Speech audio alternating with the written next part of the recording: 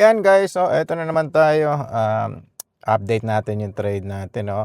Nakita natin tumaas na yata ng husto ito, ayan 'no, ang layo na narating nitong presyo natin. Nadagdagan tayo ng sa ngayon, 4263 kanina nandito lang tayo 4242 'no. So tumaas siya ng 20 pips na dito. Lumalapit na naman tayo dito sa ating, trade 'no, ayun 'no. 850 na 'no, 4327 take profit, andun pa rin tayo, palapit na siya ng palapit. So kung ang presyo niya ay 4265,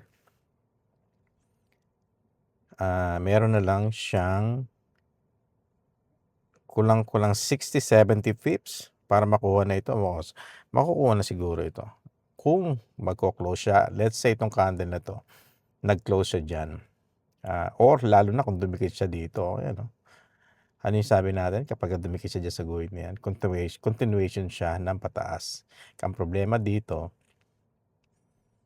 2 hours and 24 minutes pa siya, ayan oh.